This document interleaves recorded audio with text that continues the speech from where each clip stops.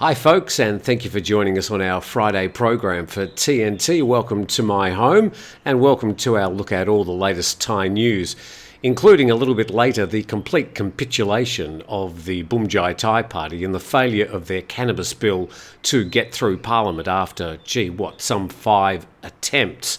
But they've now admitted it won't happen and they're looking towards the next election. So we'll look at their reaction to what happened in the last few days and how they're planning to cope with perhaps a new cannabis bill if they get elected in the next Parliament. That's coming up. We've also got a bit of a special appearance later in the program, but we'll start with this news out of London, and it refers to the young wild boar who died last week whilst studying in London, and it says Thai cave rescue Duangpetch Phromthep inquest opens in the UK. And this is reported by the BBC.com. Let's go to the story. And an inquest into the death of Duangpetch Phromthep, also known as Dom, one of the 12 boys rescued from a Thai cave in 2018, has been opened and adjourned in the UK. The 17-year-old had been enrolled in the football academy at the Brook House College in Leicester, where he was found unconscious on the 12th of February. And a lot of people asking if it was just a tragic accident or something else. And so let's see if we can find out. He died at the Kettering General Hospital on the 14th of February. A provisional cause of death has been identified, but this was not disclosed at the inquest opening. And the senior coroner says a cause of death has been provided. The cause of death is provisional until the formal hearing. So we're going to have to wait until this formal hearing. Let's see if we can find out some more. She said a review hearing would take place on the 6th of July, and Leicester Police said last week his death was not believed to be suspicious.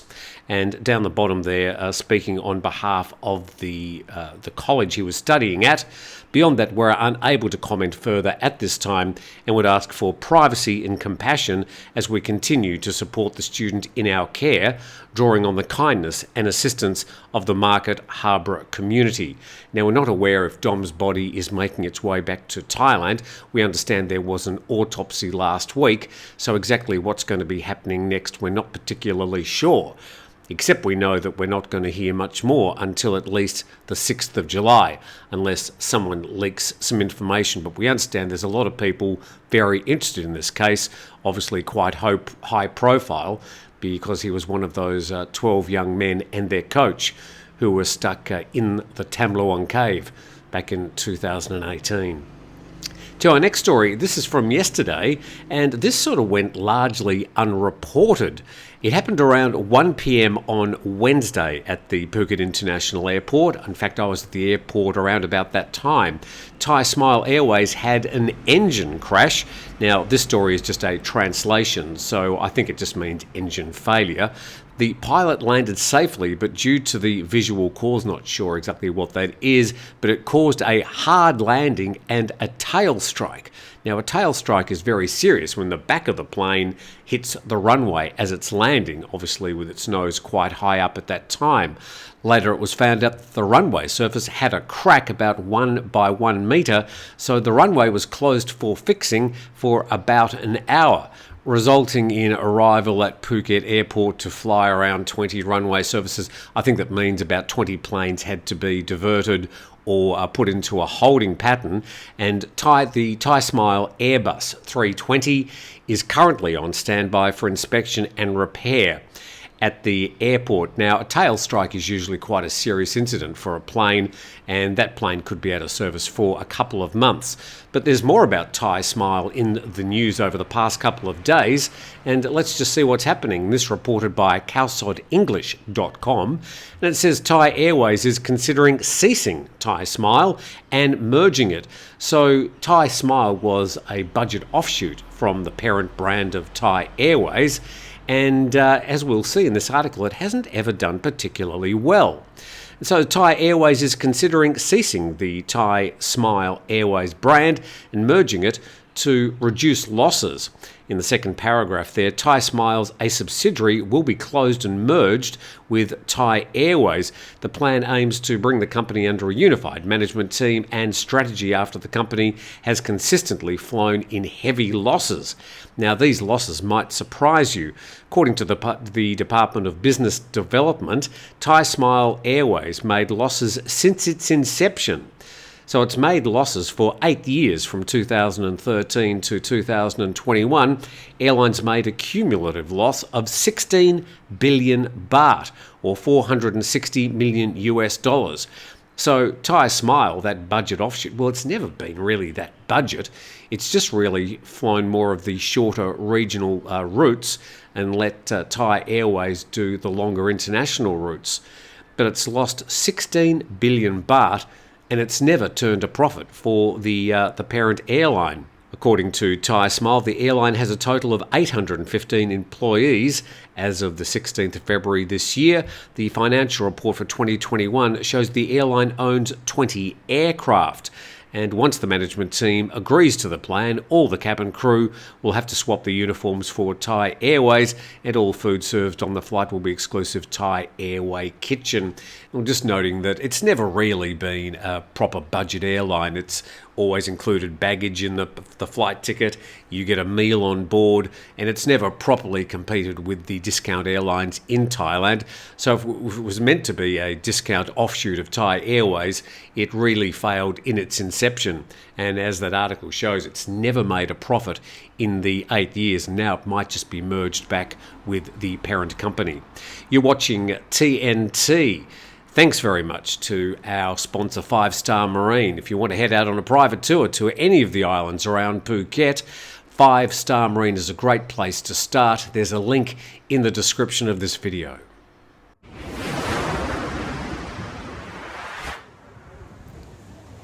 Welcome to a special little TNT, and I'm on top of a hill in Koh Sirae, which is on the east coast of Phuket, and probably one of the best views on the island. And not only that, it's probably one of the best views for a Starbucks anywhere in the world. So this is atop a hill in Koh Sirae, and the people that you find when you're here, it's amazing. What are you doing here? This is vacation spot. Don't you have your own YouTube channel to bother people? I'm on vacation, Tim. Anyway, here we are at this Starbucks in Koh Sirae, and it's about a 5-minute journey in a, well, I suppose you'd call it a pickup to get up here, and you have to pay 150 baht for the trip up here. But once you're here, the view is spectacular, and there's plenty of seats both inside and outside, but you'd have to say that it is definitely one of the best views you're going to see anywhere in the world. So if you are in Phuket and you've got an opportunity to head over to the east side of the island, I can warmly recommend that you take a trip to Starbucks. You'll have to get that 150 baht trip up the hill. Problem with going up the hill is you're going to have to go down, and it's a pretty steep angle. But certainly once you get here, it is a great view. And, well, I suppose the coffee's okay, but you're not coming here for the coffee, you're coming here for the great view.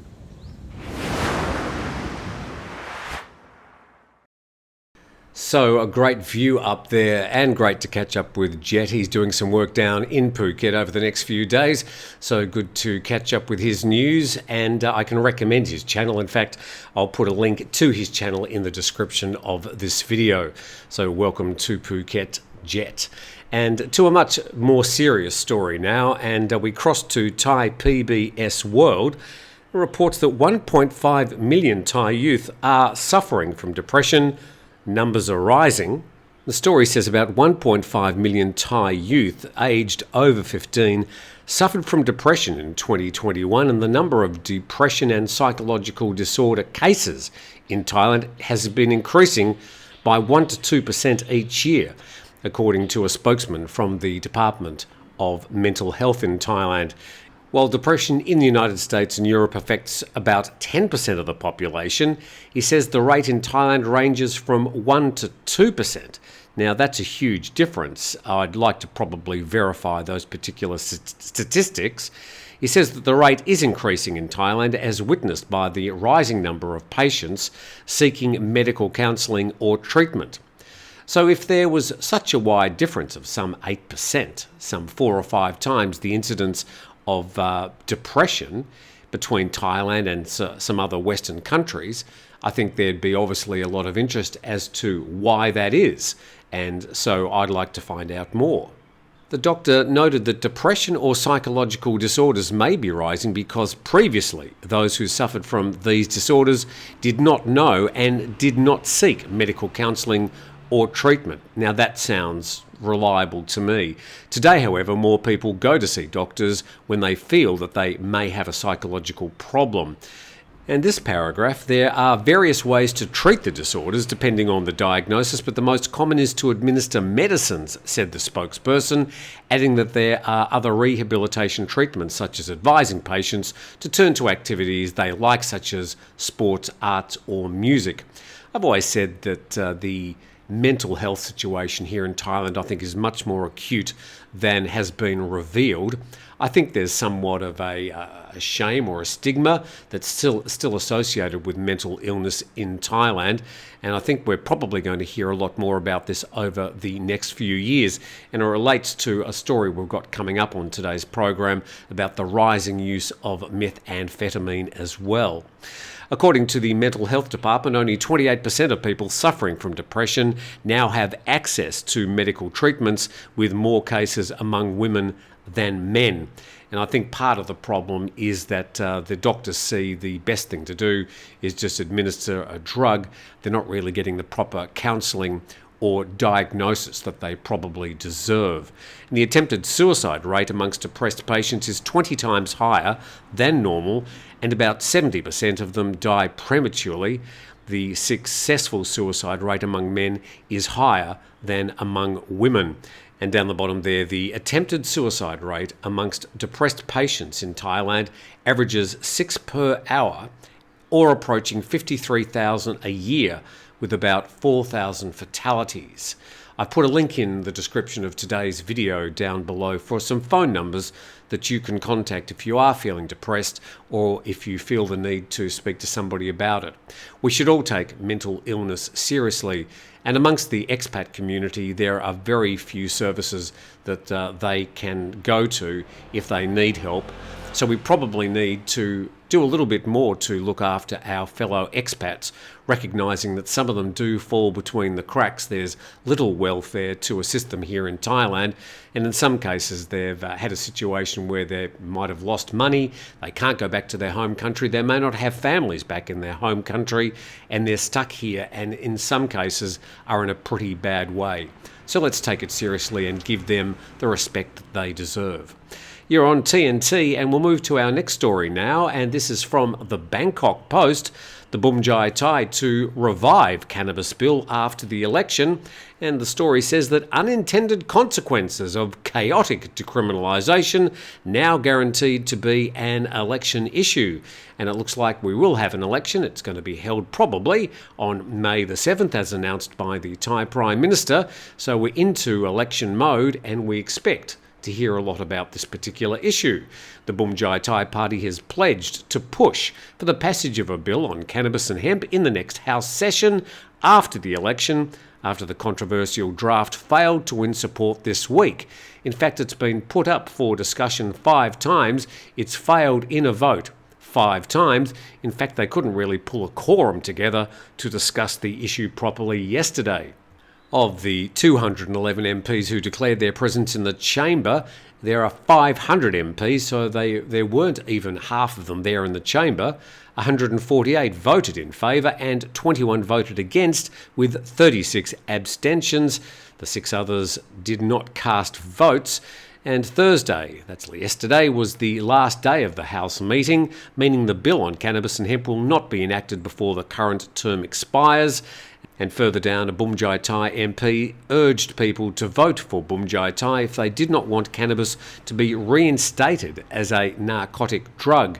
That's the way that I think Bumjai Thai are going to approach the election campaign, putting fear into people that it'll just be recriminalised if they don't get back into power. I think most of the other parties are happy to pass some sort of cannabis bill, but they are going to make sure that recreational use is not part of that bill. That's been the sticking point all the way along. And with the country heading into an election season with cannabis legislation in limbo, it's now certain, says the Bangkok Post, that last year's chaotic decriminalisation of the plant will be a campaign issue amid a boom in the sale and consumption of marijuana products. The opposition Per Thai Party, which is expected to win the most seats in the coming election, says the recreational use of cannabis poses a threat to society, especially young people. That's the Per Thai Party's comments, not the Bangkok Post's or mine.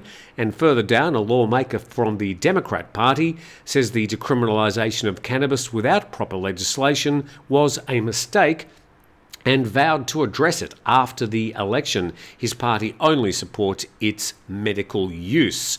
And then finally, a Bumjai Thai MP says if there is a cannabis law, we can regulate it 100%. But with what we have, we can already regulate it 70%.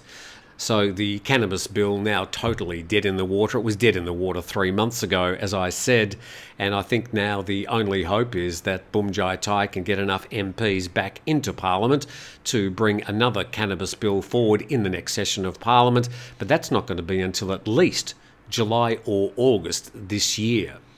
So the situation as we have at the moment, sort of a wild, wild west, will continue. So time for a boat trip as we head up to Pai, which is just sort of north of Chiang Mai. Let's go for a little bit of river rafting here. And, well, we've got people on their rubber tubes enjoying their trip down the river. Seen this sort of thing in Vientiane in the past. I can't say I've actually seen it much in Thailand, but it looks like this is now quite a popular pastime for people floating down the Mai River. This is a TikTok video that's been posted. A lot of people watching it. Let's try and find out a little bit more what's going on. And this reported by The Tiger. A Thai TikToker recently shared a video of foreign tourists enjoying a tubing adventure along the Mai River in Mae Hong Son, a central northern province of Thailand. Thai netizens were overwhelmed by the video, saying it was a sign the kingdom is well on the way to economic recovery and tourism is booming again. The location was reported to be the Mai River at the Rim Pai Cottage Hotel in the Pai district of Mae Hong Son. In an interview with Khao Sod, a hotel staff member revealed that 90% of the tourists in the province were foreigners, and almost every accommodation along the river offered tubing activities. So there's an interesting activity around Pai that's about a 2-hour drive out of Chiang Mai, northwest towards the Burmese border, and looks like that Mai River tubing is becoming quite popular. Pai, a very interesting, sort of eclectic, almost bohemian location, certainly worth a visit and quite different from just about anything else you'll see in Thailand. So that's tubing down the Mai River. Let's check this story now from Thai PBS World. And Thailand on guard after the first fatal bird flu case in Cambodia for several years.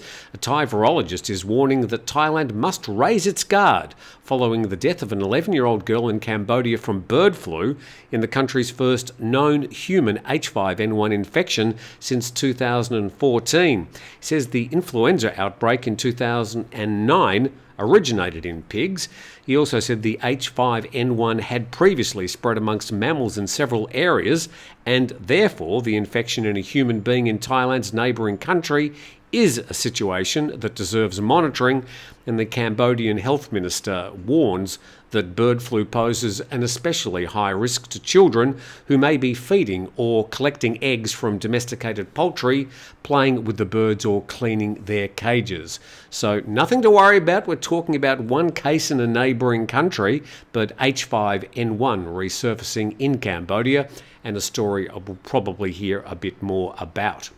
To our next story now, the story from VOA: meth use rising in Thailand as prices fall, And this might link with that story we spoke about, the rising cases of depression in young Thais earlier on. And methamphetamine use in Thailand jumped 30% last year amid a production boom of the illicit drug in next-door Myanmar, flooding the region with ever cheaper drugs. And to cope with the surge, the Thai Public Health Minister is pushing for tough new rules that could see anyone caught with more than one meth tablet prosecuted as a drug dealer. A move academics and social workers say would not help and could make the problem worse. So we reported this a few times over the past couple of weeks. So it used to be that you could have up to 15 meth tablets and not be prosecuted as a trafficker. But now if you've got more than one, you'll be treated as a trafficker in Thailand.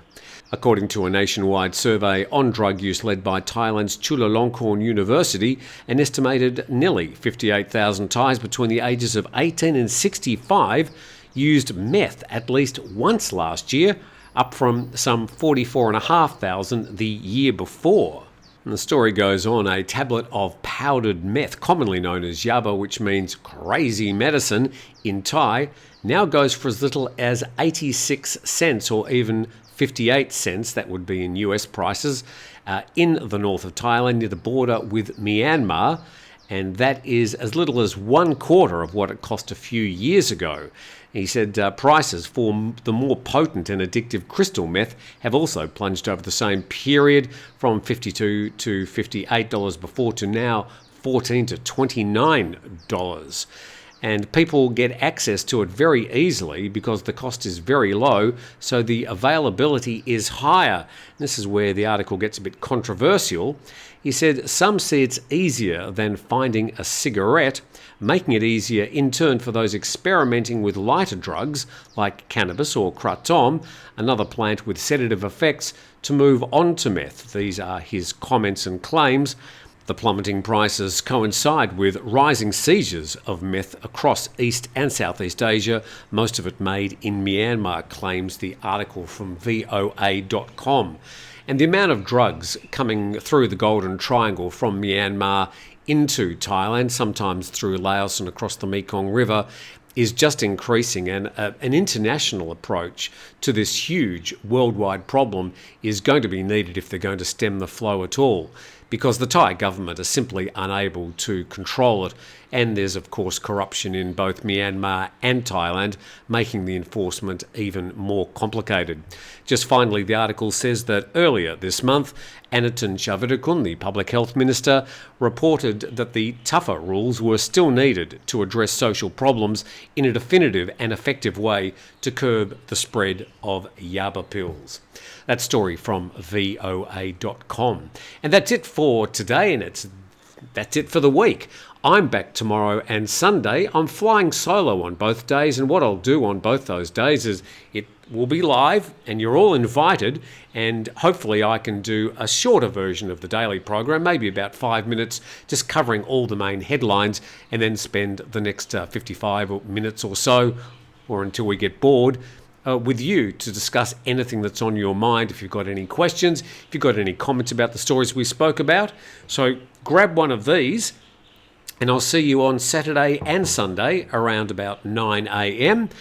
Thanks to Jett for popping in. We might see him pop up over the weekend as well. Otherwise, have a fantastic Friday and look forward to seeing you tomorrow.